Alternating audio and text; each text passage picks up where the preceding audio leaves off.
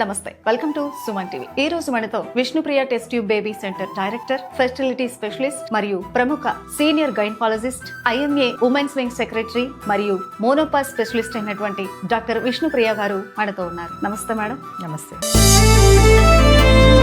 Present menopause అనేది ప్రతి ఒక్కరికి రెగ్యులర్ గా ఫేస్ చేస్తున్నటువంటి సమస్య. ఫస్ట్ ఆఫ్ ఆల్, ఈ మోనోపాజ్ అంటే ఏంటి?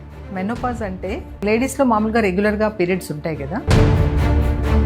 ఈ మెనోపాజ్ ఏ ఏజ్ లో వస్తుంది? యూజువల్గా మెనోపాజ్ 45 టు. సో ఈ మెనోపాజ్ ఫేస్ చేసినప్పుడు బాడీలో ఎటువంటి మార్పులు కనిపిస్తాయి? చాలా చేంజెస్ వస్తాయి. ఎందుకంటే ఈస్ట్రోజన్ హార్మోన్ అనేది లేడీస్లో, సో ఆ హార్మోన్ తగ్గినప్పుడు సో మెంటల్లీ, ఫిజికల్లీ దీనివల్ల చాలా ప్రాబ్లమ్స్ అయితే ఫేస్ చాలా చేస్తారు. నమస్తే, వెల్కమ్ టు సుమన్ టీవీ. ఈ రోజు మనతో Vishnupriya test tube baby centre director, fertility specialist మరియు ప్రముఖ senior gynaecologist, IMA women's wing secretary మరియు మోనోపాజ్ స్పెషలిస్ట్ అయినటువంటి డాక్టర్ విష్ణుప్రియ గారు మనతో ఉన్నారు. నమస్తే మేడం. నమస్తే. ఎలా ఉన్నారు? ఫైన్ మా, హౌ ఆర్ యూ? బాగున్నాం మేడం. సో మా స్టూడియోకి వచ్చేసినందుకు ఫస్ట్ ఆఫ్ ఆల్ మీకు thank you madam. So present menopause అనేది ప్రతి ఒక్కరికి రెగ్యులర్గా ఫేస్ చేస్తున్నటువంటి సమస్య. సో ఫస్ట్ ఆఫ్ ఆల్, ఈ మోనోపాజ్ అంటే ఏమిటి? మెనోపాజ్ అంటే లేడీస్లో మామూలుగా రెగ్యులర్గా పీరియడ్స్ ఉంటాయి కదా. సో ఒక ఏజ్ వచ్చినప్పుడు, అంటే 40-45 ఇయర్స్ ఏజ్ వచ్చినప్పుడు మెన్సెస్ అనేది ఆగిపోతుంటాయి. సో దాన్ని మెనోపాజ్ అంటారు. ఒక 1 ఇయర్ కంటిన్యూస్గా పీరియడ్ రాలేదు అంటే అప్పుడు దాన్ని మెనోపాజ్ కింద మనం కన్సిడర్ చేస్తాం. ఈ మెనోపాజ్ ఏ ఏజ్లో వస్తుంది?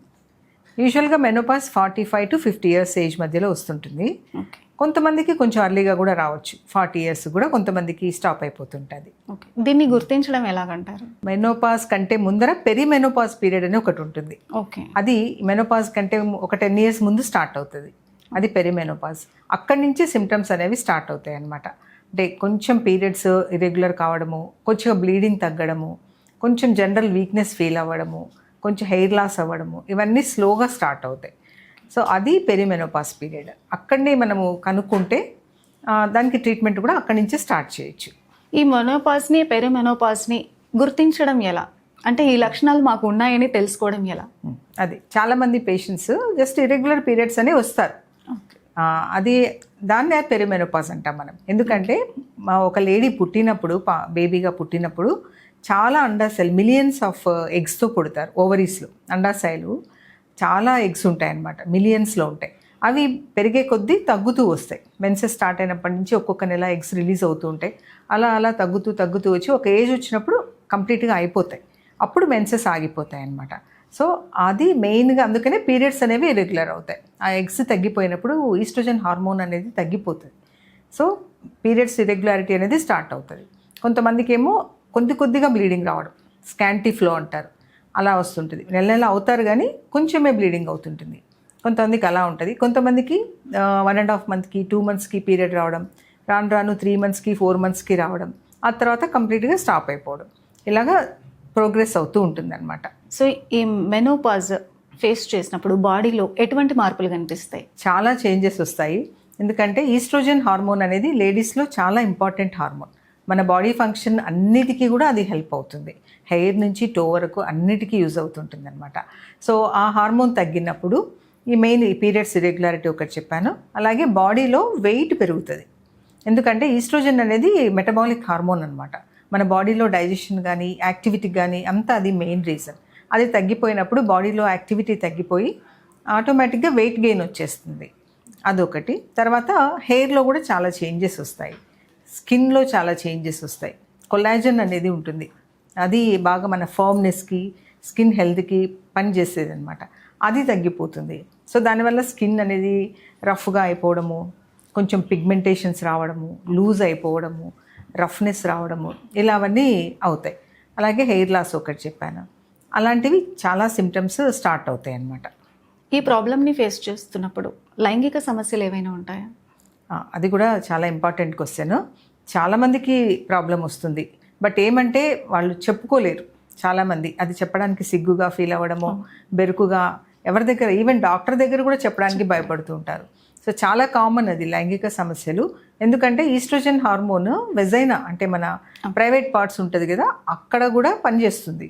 ఆ లేయర్ అనేది నీట్గా ఉంటుంది. ఈస్ట్రోజన్ ఉన్నంత వరకు స్మూత్గా ఉంటుంది, మంచి సెక్రీషన్స్ ఉంటాయి. అలా బాగుంటుంది. సో ఈస్ట్రోజన్ తగ్గిపోయినప్పుడు ఏమవుతుంది, అదంతా ఫ్రెజైల్గా అయిపోతుంది, అంటే తిన్నుగా అయిపోతుంది. తిన్నుగా అయిపోయి బ్రేక్ అవ్వడము ఒక్కొక్కసారి ఇలాంటివన్నీ జరిగి వాళ్ళకి ఇంటర్కోర్స్లో చాలా పెయిన్ఫుల్గా అనిపిస్తుంది అనమాట. ఇది ఎక్కువగా ఏజ్ వాళ్ళకి వచ్చే అవకాశం ఉందంటారు? యూజువల్గా పోస్ట్ మెనోపాస్ అంటే మెన్సెస్ ఆగిపోయిన తర్వాత వాళ్ళకు ఎక్కువగా ఈ వెజైనల్ ప్రాబ్లమ్స్, ఈ సెక్షువల్ ప్రాబ్లమ్స్ ఎక్కువ వస్తాయి. ఎందుకంటే ఈస్ట్రోజన్ కంప్లీట్గా వీన్ ఆఫ్ అయిపోయి ఉంటుంది కాబట్టి ఇంకా ప్రాబ్లం ఎక్కువ వస్తుంది అనమాట. దాంతోపాటుగా యూరినరీ ప్రాబ్లమ్స్ కూడా ఉంటాయి వాళ్ళకు. యూరిన్లో మంట రావడము, ఎక్కువసార్లు యూరిన్ వెళ్ళాల్సి రావడము, బర్నింగ్లో ఉండడము యూరిన్, ఇవన్నీ అనమాట. తర్వాత ఈ మెనోపాజ్ వల్ల నిద్ర సమస్య, నిద్ర లేకుండా ఉండే లక్షణాలు ఏవైనా కనబడతాయా? అది కూడా చాలా కామన్గా ఉంటుంది, చాలామంది ఫేస్ చేస్తారు ఈ నిద్ర ప్రాబ్లం. అది కూడా అంతే, ఈస్ట్రోజన్ హార్మోన్ తగ్గినప్పుడు మిగతా యాక్టివేటింగ్ హార్మోన్స్ కార్టిజాల్, సెరటోనిన్ అని ఇలాంటివి ఉంటాయి, అవన్నీ మీద కూడా ఎఫెక్ట్ అవుతుంది. సో దానివల్ల చాలామందికి స్లీప్ డిస్టర్బెన్స్ ఉంటుంది, సరిగ్గా నిద్రే రాదనమాట. ఇంకా మార్నింగ్ కూడా అందుకనే చాలా డల్గా ఉండడము, యాక్టివ్గా ఉండలేకపోవడము చెప్తూ ఉంటారు వాళ్ళు. ఎందుకో నేను ఈ మధ్యలో యాక్టివ్గా ఉండలేకపోతున్నాను అనేది చెప్తారు, బట్ అది దేనివల్ల అనేది వాళ్ళకు తెలియదు అనమాట. ఏదో బ్లడ్లో ప్రాబ్లమా, ఇంకేదన్నా ప్రాబ్లమా అనేసి వస్తూ ఉంటారు, బట్ అది మెయిన్గా మెనోపాజ్ ప్రాబ్లం వల్ల. ఫిజికల్గా ఎటువంటి యాక్టివిటీస్ చేస్తే ఈ మెనోపాజ్ ప్రాబ్లమ్ని మనం ఎంతవరకు రాకుండా జాగ్రత్త తీసుకోవచ్చు?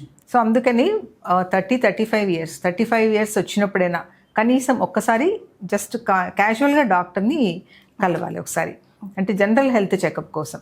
ఎందుకంటే ఆ ఏజ్ నుంచి పెరిమెనోపాజ్ అనేది స్టార్ట్ అవుతుంది కాబట్టి ఒక్కసారి జనరల్ హెల్త్ చెక్ చేసుకున్నారంటే సో వాళ్ళకి ఫ్యూచర్లో ఏం ప్రాబ్లమ్స్ రాబోతున్నాయి, వాటిని ఎలా మనము ఎదుర్కోవాలి అనేది తెలుసుకోవచ్చు. అందులో మనం కొన్ని బ్లడ్ టెస్ట్లు, ఎలాంటి డయాబెటిక్ ఏమన్నా అవుతున్నారా, బీపీ ఏమన్నా వస్తుందా, లేదు విటమిన్స్ తగ్గిపోతున్నాయా. ఈస్ట్రోజన్ తగ్గినప్పుడు ఏమవుతుందంటే బోన్స్ అనేవి చాలా వీక్ అవుతాయి. ఈస్ట్రోజన్ బోన్స్ స్ట్రెంగ్త్కి మెయింటైన్ చేయడానికి కూడా చాలా ఇంపార్టెంట్ హార్మోన్ అనమాట. సో అది తగ్గినప్పుడు బోన్స్ కూడా గుల్లబారిపోవడం, ఆస్టియోపోరోసిస్ అని వినే ఉంటారు. సో అవి ఎముకలు డొల్లబారిపోతుంటాయి, స్ట్రెంగ్త్ అంతా పోయి ఊరికే జస్ట్ బ్రిటిల్గా ఉంటాయి, కొంచెం దెబ్బ తగిలినా విరిగిపోతుంటాయి, ఆ స్టేజ్కి వెళ్ళిపోతుంది. సో అట్లాంటివన్నీ మనం ముందే తెలుసుకోవచ్చు కన్సల్ట్ చేసినప్పుడు. దానికి సంబంధించిన vitamin D test, B12 test ఇవన్నీ చేసి, అలాగే బోన్ స్ట్రెంగ్త్ ఎలా ఉంది అని తెలుసుకోవడానికి కూడా డెక్సా స్కాన్ అని ఒక టెస్ట్ ఉంటుంది, చాలా ఇంపార్టెంట్ టెస్ట్. లేడీస్ అందరూ కంపల్సరీగా చేసుకోవాల్సిన టెస్ట్. బాడీలో మొత్తం బోన్స్కి ఎంత స్ట్రెంగ్త్ ఉంది, అవి ఏ స్టేజ్లో ఉన్నాయి. 2-3 రకాల స్టేజ్లు ఉంటాయి బోన్ స్ట్రెంగ్త్లో.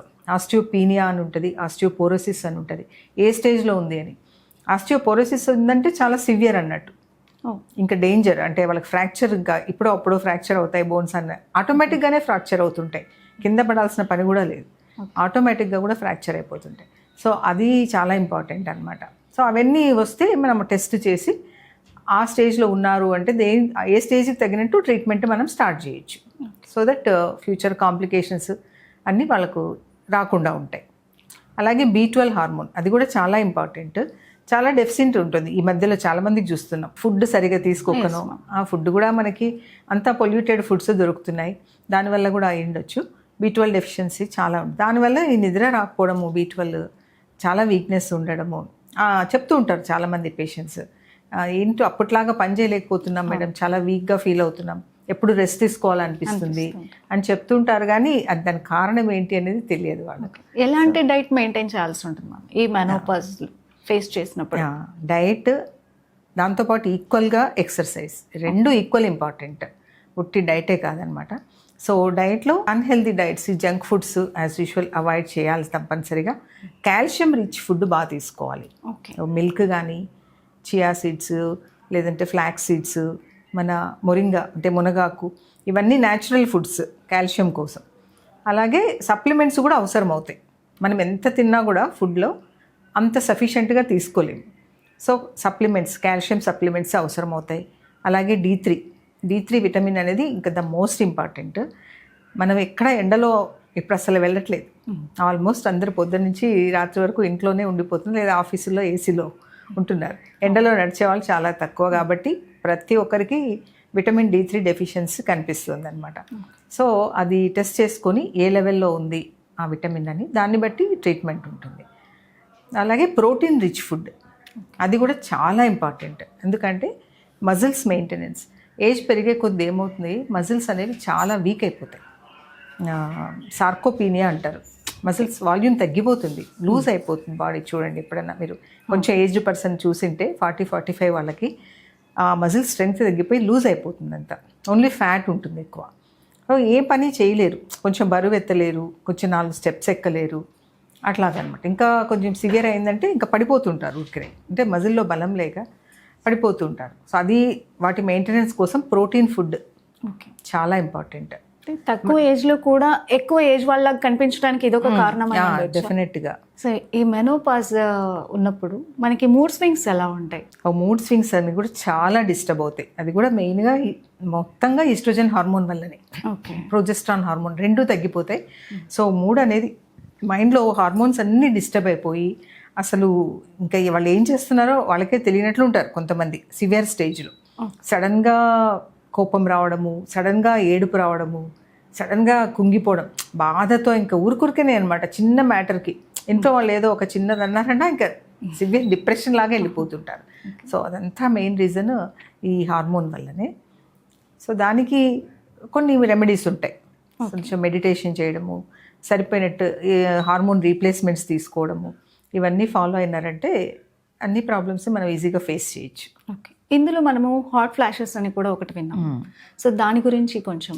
హాట్ ఫ్లాషెస్ అయితే చాలా కామన్ ఉంటుంది చాలా మంది పేషెంట్స్. ఇది మామూలుగా న్యాచురల్గా మెనోపాజ్లో వచ్చే హాట్ ఫ్లాషెస్ ఒకటి, సర్జికల్ మెనోపాజ్ అని అంటాం. అదేమంటే కొంతమందికి గర్భసంచి ఆపరేషన్ జరుగుతుంది, కొన్ని కారణాల వల్ల కొంచెం అర్లీగా తీసేయాల్సి రావడము, ఇలా జరిగినప్పుడు ఓవరీస్ అనేవి కూడా తీసేశారంటే యూట్రస్తో పాటుగా గర్భసంచితో పాటు కూడా ఓవరీస్ కొంతమందికి తీయాల్సి వస్తుంది.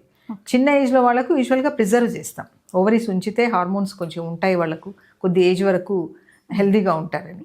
కానీ కొంతమందికి అవి కూడా తీసేయాల్సిన అవసరం వస్తుంది. అట్లాంటి వాళ్ళకు తీసేసినప్పుడు ఇంకా సడన్ మెనోపాజ్లోకి వెళ్ళిపోతారు. మామూలు మెనోపాజ్ అయితే ముందు పెరిమెనోపాజ్ ఏజ్ వచ్చి తర్వాత మెనోపాజ్. సో బాడీ కొద్దిగా అడ్జస్ట్ అవుతుంది ఆ మార్పులకి. బట్ ఇవి సడన్గా తీసేసినప్పుడు సడన్గా చాలా చేంజెస్ వచ్చేస్తాయి వాళ్ళకి. హాట్ ఫ్లాషెస్ ఎంత సివియర్గా ఉంటాయంటే ఇంకా బాడీ ఇట్లా తడిచిపోతుంటుంది చెమటతో, వేడిగా అయిపోయి చెమటలు వచ్చేసి ఇంకెంత ఫ్యాన్ పెట్టినా కూడా, ఏసీలో కూర్చున్నా కూడా వాళ్ళకి అట్లానే చెమటలు రావడం జరుగుతూ ఉంటుంది. సో దీనికి తీసుకోవాల్సిన జాగ్రత్తలు ఏమన్నా ఉంటాయమ్మా?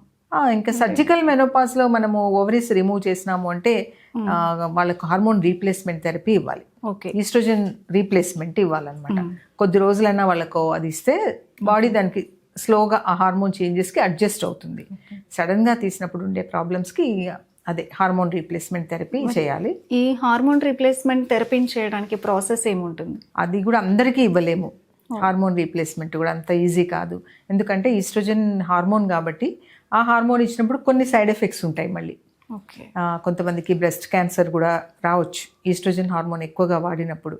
ఇంకా వేరే డయాబెటీస్, హైపర్ టెన్షన్ ఉండే వాళ్ళకి ఇవ్వకూడదు.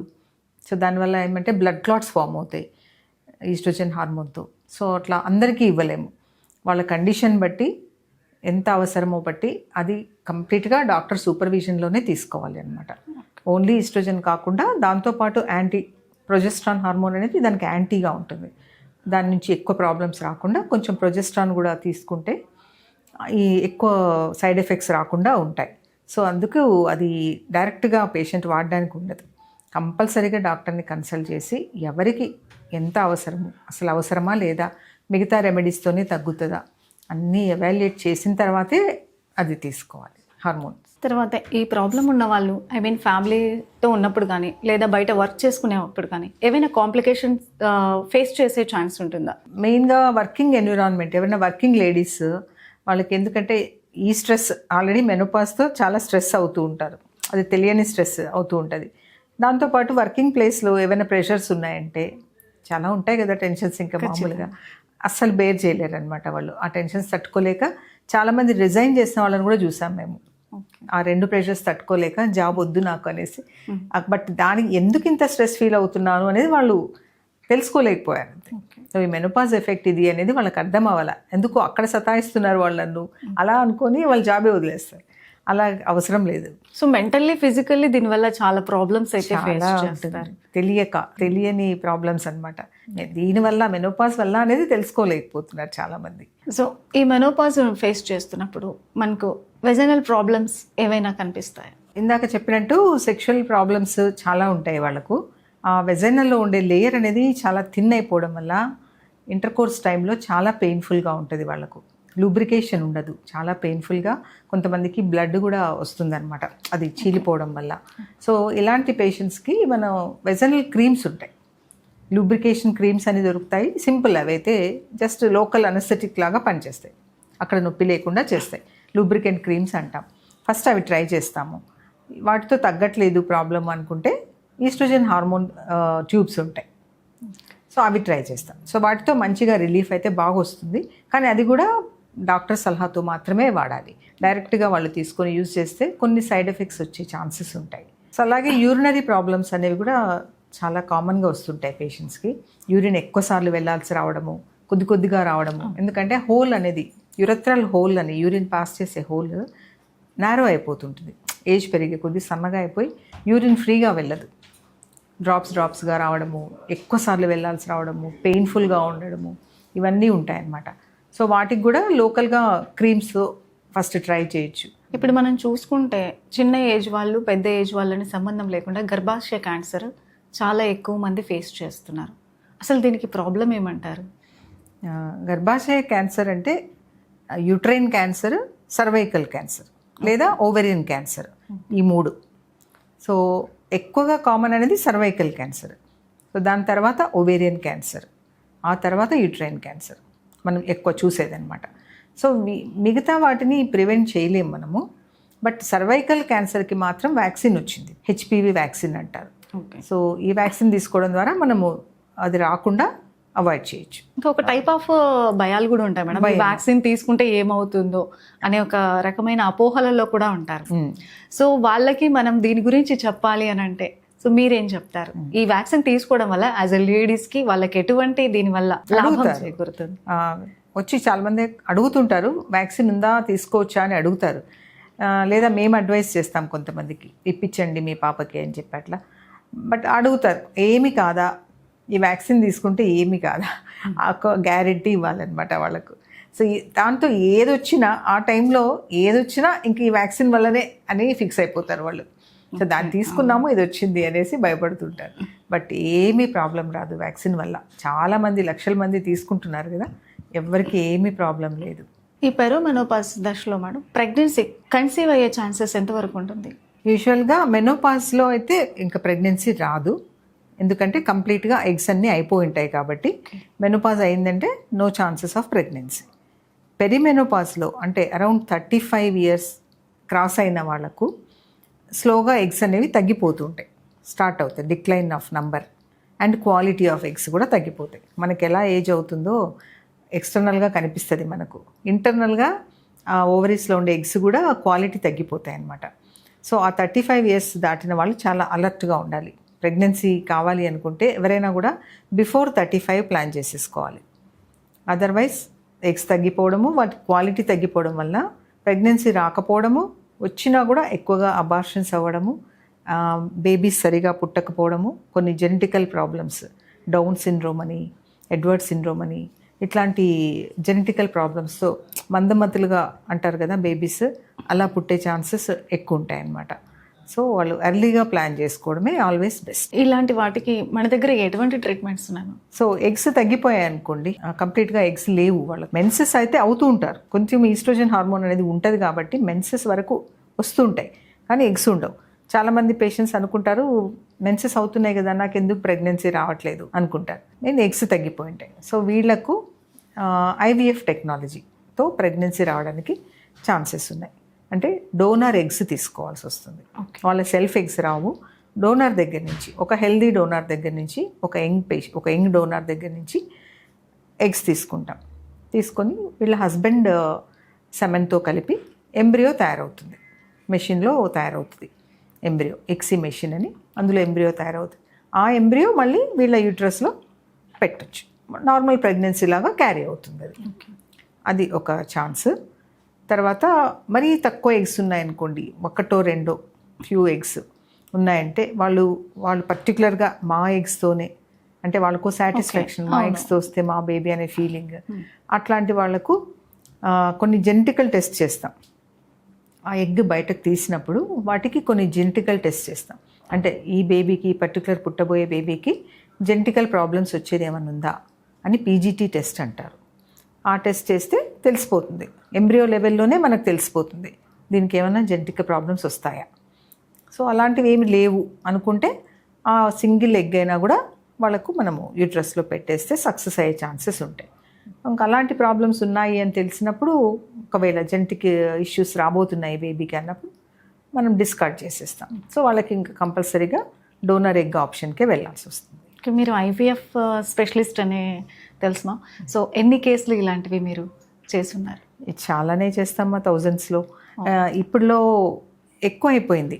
ఎర్లీగా ఎగ్స్ తగ్గిపోవడము, ఎర్లీగా ఎగ్ క్వాలిటీ తగ్గిపోవడం. ఎందుకంటే because of all pollution, food, sleep లేకుండా ఈ నైట్ డ్యూటీస్, నైట్ షిఫ్ట్స్లో జాబ్స్ చేయడం, స్ట్రెస్ ఎక్కువైపోవడం, వీటి వల్ల అర్లీ మెనోపాజ్లు వస్తున్నాయి. అలాగే అర్లీగా ఎగ్స్ తగ్గిపోయి, కాబట్టి చాలానే చూస్తున్నాం. ఇందాక మీరు ఒక మాట చెప్పారు మ్యామ్, ఐ మీన్ ఎగ్ని మనం బయటికి తీసి అక్కడే మనం జెనికల్ టెస్ట్ చేసిన తర్వాత సో ఫ్యూచర్లో రాబోయే ప్రాబ్లమ్స్ ఏమైనా మీకు అక్కడే కనిపిస్తాయని చెప్పారు. సో అది ఎలా మేడం? ఒక సెల్ తీస్తాం ఎంబ్రియోలో, కొన్ని సెల్స్ పుట్టగానే చిన్న చిన్న సెల్స్తో ఫామ్ అవుతుంది ఎంబ్రియో అనేది. 3 cells, 5 cells, 8 cells అనుకుంటూ పెరుగుతూ పోతుంటుంది రోజు రోజుకి. సో ఆ 8 cell స్టేజ్లో చిన్న ఒక సెల్ బయటకు తీస్తాము. చిన్న నీడిల్ ఉంటుంది, మైక్రోస్కోప్లో చూస్తూ అది ఆ సెల్ బయటకు తీసి దాంట్లో జీన్స్ టెస్ట్ అనేది చేస్తాం అనమాట. అది జెనెటికల్ ల్యాబ్లో జరుగుతుంది. మన దగ్గర నుంచి అది టిష్యూ తీసుకెళ్ళి జెనెటికల్ ల్యాబ్లో అది స్టడీ చేస్తారు. మొత్తంగా డివైడ్ చేసి జీన్స్ అన్నీ నార్మల్గా ఆ స్టేజ్లోనే తెలిసిపోతాయి మన జీన్స్. ఇప్పుడు లేటెస్ట్గా అంటే మన దేశంలో ఇంకా రాలేదు కానీ అబ్రాడ్లో వచ్చే ఆ జీన్స్ కూడా మార్చేయచ్చు అని. అలాంటి అబ్నార్మల్ జీన్స్ ఏమన్నా ఉంటే అవి రిమూవ్ చేసేసి హెల్దీ జీన్స్ ఇన్సర్ట్ చేసి హెల్దీ బేబీని ఇవ్వడం. సో అడ్వాన్స్డ్ లెవెల్ అలా. ఇప్పుడు మీరు చేసిన కేసెస్ ఏవైతే ఉన్నాయో ఇవన్నీ సక్సెస్ అయ్యాయా? ఏది కూడా వన్ కేసు కూడా మీరు ఫెయిల్యూర్ చూడలేదా? అలా ఉండదు మా. స్టడీస్ వైజ్ చూసిన సక్సెస్ అనేది 40 to 50% త్రూఅవుట్ వరల్డ్. ఇంకా ఏజ్ పెరిగే కొద్దీ సక్సెస్ తగ్గుతుంది. ఓకే, 40 years అనుకోండి, వాళ్ళకు ఓన్లీ 20 to 30% సక్సెస్. 50కి వెళ్ళారనుకోండి, 50 వరకు మనకి ఇంకా లేదు. ఇప్పుడు గవర్నమెంట్ పర్మిషన్ తీసేశారు, బిలో 50 మాత్రమే ప్రెగ్నెన్సీ రావాలి, ఆఫ్టర్ 50 నో ఐవీఎఫ్స్ అనేసి. ఎందుకంటే హెల్త్ ప్రాబ్లమ్స్ వస్తాయి కదా ఆ ఏజ్లో అన్నట్టు. సో 40-45 years వాళ్ళకి ఓన్లీ 20 to 30% మాత్రమే సక్సెస్ అనమాట. మనం ఎంత టెక్నాలజీ యూజ్ చేసినా నేచర్ అనేది మనకు హెల్ప్ చేయాలి. So Vishnupriya test tube baby సెంటర్కి మీరు డైరెక్టర్. సో ఎలా నడుస్తుంది మేడం ఈ ప్రాసెస్? అసలు టెస్ట్ ట్యూబ్ బేబీస్ని మనం ఎంతవరకు రెఫర్ చేయొచ్చు? ఏ పరిస్థితుల్లో మనం దీన్ని రెఫర్ చేయొచ్చు? కొన్ని ఆబ్వియస్ కండిషన్స్ ఉంటాయమ్మా. పెళ్ళైన వెంటనే ఒక 2-3 years చూస్తారు, వచ్చినప్పుడు యంగ్గానే ఉంటారు పేషెంట్స్, బట్ ప్రెగ్నెన్సీ రావట్లేదు ఎందుకు అని వచ్చినప్పుడు వాళ్ళని ఎవాల్యుయేట్ చేస్తే most common cause tubal black, fallopian tubes అని ఉంటాయి. అవి కొన్ని ఇన్ఫెక్షన్స్ వల్ల బ్లాక్ అయిపోతాయి. సో ఎగ్ అనేది ట్యూబ్స్లో నుంచి యూట్రస్లోకి వస్తుంది. సో ఈ ట్యూబ్ బ్లాక్ అయినప్పుడు యూట్రస్లోకి ఎగ్ రాలేదు, సో వాళ్ళకి ప్రెగ్నెన్సీ రాదు. సో ఎక్కువ కామన్ కాజ్ అదే ట్యూబ్స్ ఇన్ఫెక్షన్ అనమాట. తర్వాత యూట్రస్లో ప్రాబ్లమ్స్, కొంచెం ఫైబ్రాయిడ్స్ అని, ఇంకా పాలిప్స్ అని, లోపల చిన్న కండల్లాగా పెరగడం, ఇట్లాంటివన్నీ చూస్తుంటాం. సో టెస్ట్ ట్యూబ్ బేబీ అనేది ఎంతవరకు, ఐ మీన్ కొంతమందికి అపోహలు ఉంటాయి టెస్ట్ ట్యూబ్ బేబీ అంటే, సొసైటీలో కూడా చాలా ఇన్సల్టింగ్. సో ఎందుకు మేడం అలాంటి ఒక ఫీలింగ్ కలిగించడానికి రీజన్ ఏంటి? అసలు టెస్ట్ ట్యూబ్ బేబీ కూడా బేబీ కాదా? ఆర్టిఫిషియల్ బేబీ అయితే కాదు కదా. వాళ్ళు మెయిన్గా వాళ్ళ డౌట్ ఏముంటుందంటే టెస్ట్ ట్యూబ్ బేబీ అంటే వాళ్ళ బేబీ కాదు అనే ఫీలింగ్ ఉంటుంది. వాళ్ళ ఎగ్ కాదు, వాళ్ళ హస్బెండ్ సెమెన్ కాదు, వీళ్ళు వేరేది ఏదో వేస్తారు మాకు అని అనుకుంటుంటారు. దానివల్ల హెజిటేషన్ వాళ్ళకు. వాళ్ళ ఎగ్తోనే చేస్తాము అనే కాన్ఫిడెన్స్ వాళ్ళకి వచ్చినప్పుడు వాళ్ళు హ్యాపీగా చేయించుకుంటున్నారు. దీనివల్ల ఎటువంటి బేబీస్కి కూడా సైడ్ ఎఫెక్ట్స్ అలాంటివి ఏమి, జెనెటికల్ ఇష్యూస్ కూడా ఏమీ ఉండవు? ఏమీ ఉండదు మా. ఇక్సీ ప్రొసీజర్ అని చేస్తాం. సో దాంట్లో సెమెన్ తీసుకెళ్ళి ఎగ్లోకి ఇంజెక్ట్ చేస్తాం డైరెక్ట్గా. సో దానివల్ల మంచి ఎంబ్రియోస్ ఫామ్ అవుతున్నాయి, హెల్దీ బేబీస్. ఇప్పటివరకు నేను చూసిన నా ఎక్స్పీరియన్స్ వరకు, అంటే వరల్డ్ వైడ్ స్టడీస్లో చూసినా ఎక్కడ చూసినా ఈ ప్రొసీజర్ వల్ల అనామలస్ బేబీస్ అనేది లేనే లేదు. ఈ 12 yearsలో నేను చూసాను, ఒక్క బేబీ కూడా నేను I have not seen anomalous baby. Healthy babies వాళ్ళు తర్వాత వచ్చి ఎంత బాగా చూపించి వెళ్తారు పేరెంట్స్ అనమాట. మేడం మీ బేబీ చూడండి అంత యాక్టివ్గా ఉంటారు బేబీస్, చాలా మంచిగా ఉంటారు అనమాట. మీ ఫీలింగ్ ఎలా ఉంటుంది madam? I mean me patients అలా వచ్చి మీతో వాళ్ళ ఫీలింగ్ని షేర్ చేసుకుంటున్నప్పుడు సో మీరు ఎలా ఫీల్ అవుతారు? ఐ ఫీల్ వెరీ ప్రౌడ్ మా. ఎందుకంటే మనం ఒక ఫ్యామిలీకి హెల్ప్ చేసాము, ఒక ఫ్యామిలీ నిలబెట్టాము. నిన్ననే వచ్చారు ఒక కపుల్, ఫస్ట్ టైం వాళ్ళకి అడ్వైస్ చేసినప్పుడు హస్బెండ్ చాలా గొడవ చేశాడనమాట. అస్సలు వద్దు, అసలు ఏంటిది, నేను డైవర్స్ ఇచ్చేస్తాను, నాకు ఇట్లాంటివన్నీ వద్దు అని చాలా గొడవ చేసి వెళ్ళిపోయాడు. సో మళ్ళీ మేము పర్సనల్గా అతనికి ఫోన్ చేసి పిలిపించాం. వీళ్ళెవరూ రావద్దు, నువ్వు ఒక్కడివే రా అని చెప్పి పర్సనల్గా అతనికి ఫోన్ చేసి పిలిపించి కూర్చోబెట్టి బాగా ఎక్స్ప్లెయిన్ చేసి కౌన్సిలింగ్ చేసిన తర్వాత ఓకే చేశాడు అతను. చేసిన మంచిగా బాబు పుట్టాడు. సో నిన్ననే వచ్చారు వాళ్ళు. అది ఎంత చెప్తున్నాడంటే, మేడం అసలు మీరు దేవుళ్ళు మాకు, నేను ఎంత అప్పుడు ఇట్లా అనుకున్నాను, తప్పుగా అనుకున్నాను, నా జీవితంలో మర్చిపోలేం మేడం అసలు. లిటరల్గా నా ఫోటో పెట్టుకున్నారు ఇంట్లో. అంటే చాలా మంది అనుకుంటారు కదా, ఎంత గుళ్ళకు వెళ్ళినా ఎన్ని మొక్కుబళ్ళు చేసుకున్నా కూడా కలగని ఒక ఆనందము నిజంగా అది మీ చేతుల్లోనే ఉంటుందేమో మేబీ. సో అది మీతో ఒకరితోనే అది సాధ్యపడుతుంది. అంటే చాలా ఇయర్స్ నుండి పిల్లల కోసం వెయిట్ చేసినా కూడా ఛాన్సెస్ లేకపోవడం వల్ల అలా డివోర్స్ తీసుకొని లేదా ఫ్యామిలీలో డిస్ప్యూట్స్ ప్రాబ్లమ్స్ వల్ల ఇదైపోతుంటారు. కానీ ఇలా ఆలోచించడం, ఇలాంటి అవేర్నెస్ రావడం, మీలాంటి వాళ్ళు కలిగించడం వల్ల కూడా వాళ్ళలో సమ్ చేంజెస్. సో వాళ్ళ హ్యాపీనెస్ కి మనము అది స్పీచ్లెస్ మా నిజంగా. సో కౌన్సిలింగ్ చాలా ఇంపార్టెంట్ మా. వాళ్ళకి ఇంకా చాలా ఓపిక్గా ఎక్స్ప్లెయిన్ చేయాలి, 1కి 10 సార్లు ఎక్స్ప్లెయిన్ చేయాలి. ఏం చేయబోతున్నాము, మీకు ఎలా ప్రాబ్లం ఉంటుంది ఏంటి అన్నీ ఎక్స్ప్లెయిన్ చేస్తే వాళ్ళకి మేము కాన్ఫిడెన్స్ ఇవ్వాలి. నీకేమీ జరగదు, దీనివల్ల ఏమైనా హెల్త్ ఇష్యూస్ వస్తాయని కూడా చాలామంది భయపడతారు. సో అట్లా ఏమీ జరగదు, మీ బేబీయే పర్ఫెక్ట్గా, కావాలంటే మీరు DNA టెస్ట్ కూడా చేయించుకో తర్వాత, ఇంత కాన్ఫిడెన్స్ ఇవ్వాలి వాళ్ళకు, అప్పుడు ధైర్యంగా వస్తారు అనమాట. సో బయట జనాలు మాట్లాడుతున్నారు, విష్ణుప్రియ మేడం దగ్గరికి వెళ్తే ఖచ్చితంగా ట్విన్ బేబీస్తోనే బయటకు వస్తారు అన్నట్లు. సో ఇది ఎంతవరకు నిజం అంటారు? దీనిపై మీ అభిప్రాయం ఏంటి?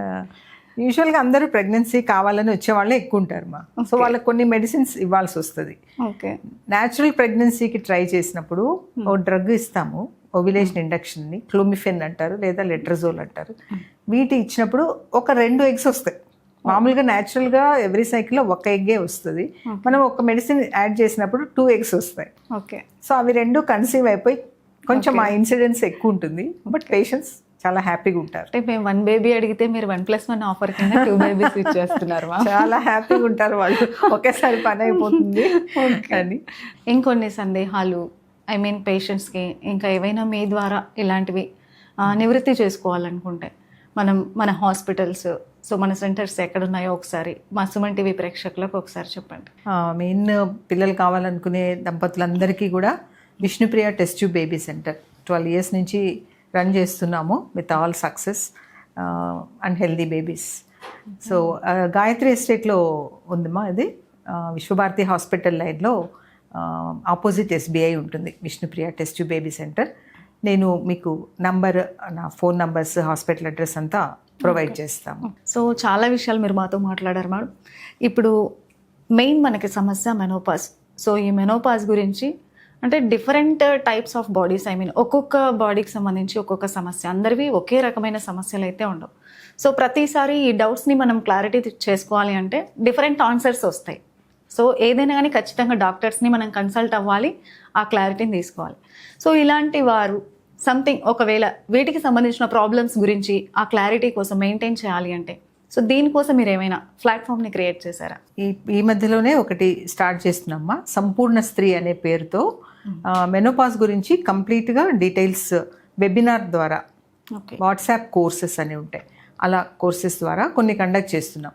అందులో కంప్లీట్ ఎడ్యుకేషన్ ఉంటుంది వాళ్ళకు, అసలు మెనోపాజ్ అంటే ఏంటి, ఎలాంటి సిమ్టమ్స్ ఉంటాయి, దానికి ఎలా ట్రీట్మెంట్ తీసుకోవాలి. సో ఇది కస్టమైజ్డ్ ట్రీట్మెంట్, ఇది అందరికీ కామన్గా ఉండదు, కొన్ని ఫాలో అవ్వచ్చు అందరూ కానీ. సో వాళ్ళ కోసము పర్సనలైజ్డ్ కోర్సు కొన్ని స్టార్ట్ చేస్తున్నాం. వాటిలో కొన్ని వర్క్షాప్స్ ఉంటాయి, ఆన్లైన్ కన్సల్టేషన్స్ ఉంటాయి, వీడియో కాల్స్ ఉంటాయి, ఎవ్రీథింగ్. మంత్లీ వీక్లీ వన్స్ ఒక వెబినార్, వాటి గురించి మనం ఎక్స్ప్లెయిన్ చేయడం, ఆన్లైన్ ఎక్స్ప్లెయిన్ చేయడం అనమాట. కంప్లీట్గా ఏంటేంటి ఉన్నాయి ఈ కోర్సులో అని చెప్పడము. ఎవ్రీ వీక్ కన్సల్ట్ చేస్తాము. వాళ్ళు దాంట్లో ఫ్రీ రిజిస్ట్రేషన్ ఉంటుంది, రిజిస్ట్రేషన్ చేసుకుని జాయిన్ అయితే ఒక 1 hour క్లాస్ లాగా ఉంటుంది వాళ్ళకి ఎక్స్ప్లెయిన్ చేయడం. అది జాయిన్ అయితే వాళ్ళకి కంప్లీట్ ఐడియా వస్తుంది వాళ్ళకు. సో వాళ్ళ పర్సనల్ ఇంకా ఏమైనా ఇష్యూస్ ఉన్నప్పుడు మాకు పర్సనల్గా లింక్స్ ఇస్తాం వాళ్ళకు. వాళ్ళు అందులో జాయిన్ అయ్యారంటే వాళ్ళకి ఎలాంటి ట్రీట్మెంట్ అవసరమో అనేది కమ్యూనిటీ ట్రీట్మెంట్ అంటే గ్రూప్ ట్రీట్మెంట్ ఉంటుంది, కొంతమందిని గ్రూప్గా యాడ్ చేస్తాం. సో వాళ్ళకు కూడా తెలుస్తుంది అనమాట. సో ఆమెకి ఏది ఇలాంటి ప్రాబ్లం ఉండింది, సో ఆమెకి సొల్యూషన్ వచ్చింది, సో నాకు ఇలా ఉండింది అనేది వాళ్ళకు ఐడియా వస్తుంది. సో కమ్యూనిటీ ఒకటి క్రియేట్ చేస్తున్నాం. సో ఇవన్నీ స్టార్ట్ చేసాం ఇప్పుడే రీసెంట్లీ. మీరు స్టార్ట్ చేసిన తర్వాత మాకు ఎలా తెలుస్తుంది? ఐ మీన్ మీరు యూట్యూబ్ ఛానల్, మీ ఇన్స్టా పేజ్లో దీన్ని ప్రమోట్ చేసే ఛాన్స్ ఉందంటారు? ముందు వెబినార్ స్టార్ట్ చేసే ముందర వాటిలో ఒక 1 వీక్ ముందు నుంచి పోస్ట్ చేస్తాము. చేసి ఈ డేట్ ఈ టైం అనేది ఇన్ఫార్మ్ చేస్తాము. అప్పుడు వాళ్ళు జాయిన్ అవ్వచ్చు ఎవరైనా. ఓకే. సో చూసారు కదండి, మన fertility specialist and super senior gynaecologist మన కర్నూలులోనే 1 బేబీ కాదు 1కి 1+1 ఆఫర్ లాగా 2 బేబీస్ని, ట్విన్ బేబీస్కి చాలా ఫేమస్ అయిన మన విష్ణుప్రియ మేడం గారు ఈరోజు చాలా విలువైన సూచనలు, ఆరోగ్య సూచనలు కూడా మనతో పంచుకున్నారు. సో ఈ మెనోపాజ్కి మనం ఎటువంటి జాగ్రత్తలు తీసుకోవాలి, వచ్చిన తర్వాత మన లైఫ్ స్టైల్ ఎలా ఉండాలని చాలా చక్కటి విషయాలు చెప్పారు. ఇంకా కొన్ని విషయాలను మనం తెలుసుకోలేకపోయినా కూడా మేడం సంపూర్ణ స్త్రీ అనే ఒక వెబినార్, ఒక డిజిటల్ క్లాసెస్ అయితే, ఆన్లైన్ క్లాసెస్ అయితే స్టార్ట్ చేస్తున్నారు. క్లారిటీ కోసం కూడా మనం అందులో జాయిన్ అవ్వచ్చు. మరిన్ని విషయాలతో మరి మీ ముందుంటుంది సుమన్ టీవీ. Thank you.